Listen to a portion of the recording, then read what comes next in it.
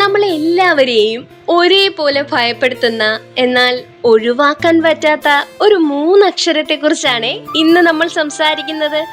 EMI, equated monthly installment. ഈ loan ഒരു tattoo പോലെയാണെന്ന് നിങ്ങൾക്ക് തോന്നിയിട്ടുണ്ടോടെ?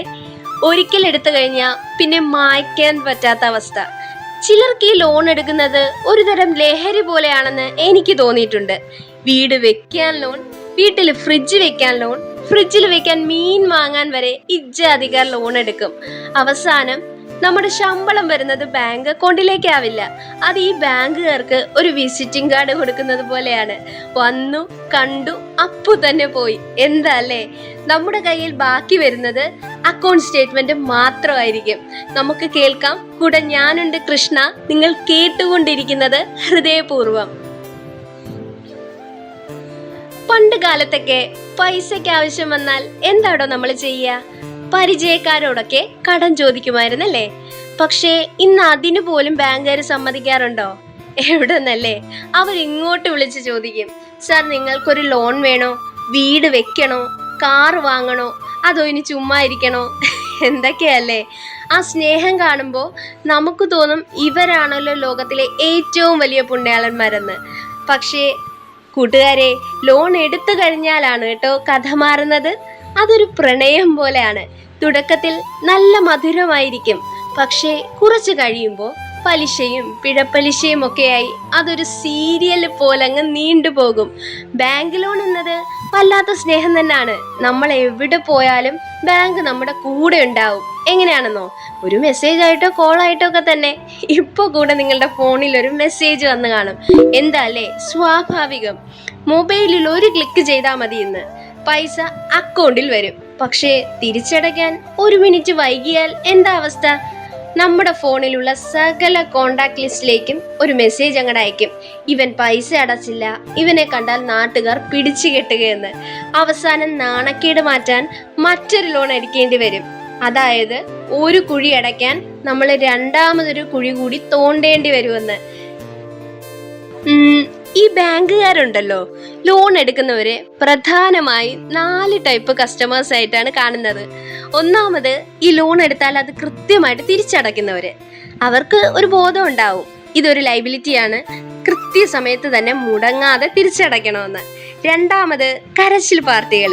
സാർ എനിക്ക് ലോൺ അടയ്ക്കാൻ പൈസയില്ല, വേണമെങ്കിൽ എൻ്റെ ഈ പഴയ സൈക്കിൾ എടുത്തോളൂ എന്ന് പറഞ്ഞ് കരയുന്ന ഒരാള്.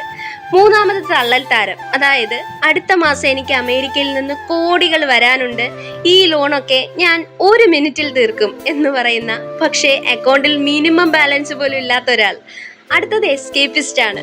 ബാങ്കിൽ നിന്ന് വിളിക്കുമ്പോൾ റോങ് നമ്പർ, ഞാനിപ്പോൾ കാട്ടിലാണ്, മലയുടെ മുകളിലാണ്, റേഞ്ച് ഇല്ല എന്നൊക്കെ പറഞ്ഞ് ഒഴിഞ്ഞു മാറുന്ന ബിരുദൻ.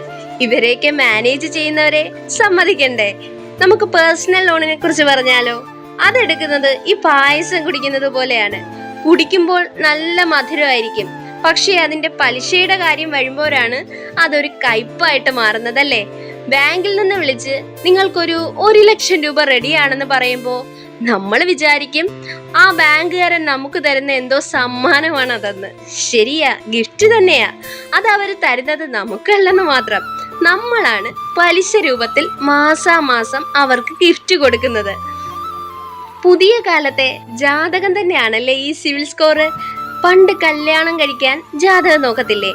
എന്നാൽ ഇന്ന് പെണ്ണിന്റെ വീട്ടുകാർ ചോദിക്കുന്നത് പയ്യന്റെ സിവിൽ സ്കോർ എത്രയാണെന്നാണ്. സിവിൽ സ്കോർ കുറവാണെങ്കിൽ പിന്നെ എന്ത് ഗുണം ഉണ്ടായിട്ടും കാര്യമില്ല. സിവിൽ സ്കോർ കുറഞ്ഞവനെ ഇന്നാരും വിശ്വസിക്കില്ലെന്ന് സാരം. സ്വന്തം വീട്ടുകാർ പോലും. വല്ലാത്ത കാലം തന്നെയല്ലപ്പാ.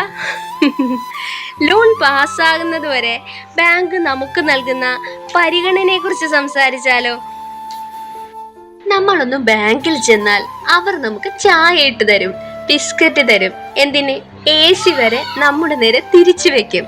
സാർ ഞങ്ങളുടെ VVIP കസ്റ്റമർ ആണെന്ന് നമ്മളോട് പറയുമ്പോൾ നമ്മൾ വിചാരിക്കും നമ്മൾ ഏതോ വലിയ കൊമ്പത്തെ ആളാണെന്ന്. പക്ഷേ ആദ്യത്തെ തവണ EMI ഒന്ന് മുടങ്ങി നോക്കിക്കേ, അവർക്ക് നമ്മൾ വെറും ഒരു അക്കൗണ്ട് നമ്പർ മാത്രമാണെന്ന് തെളിയും. അന്ന് ചായ പോയിട്ട് ഒരു ഗ്ലാസ് പച്ചവെള്ളം പോലും നമുക്ക് കിട്ടില്ല. തമാശകളൊക്കെ മാറ്റിവെച്ചാൽ ലോൺ എന്നത് സത്യത്തിൽ വലിയൊരു സഹായം തന്നെയല്ലേ? പക്ഷേ അത് നമ്മുടെ കപ്പാസിറ്റിക്ക് അനുസരിച്ച് എടുക്കണമെന്നത് മാത്രമേ ഉള്ളൂ. ബാങ്കുകാരൻ വിളിക്കുമ്പോൾ ഫോൺ സ്വിച്ച് ഓഫ് ചെയ്യേണ്ടി വരുന്നത് അത്ര നല്ല കാര്യമാണോ? അതുകൊണ്ട് കൃത്യമായി പ്ലാൻ ചെയ്യുക, സുരക്ഷിതമായി ജീവിക്കുക. EMI വില്ലനാക്കാതെ ഒരു നല്ല സുഹൃത്താക്കി മാറ്റാൻ നമുക്ക് കഴിയില്ലേ?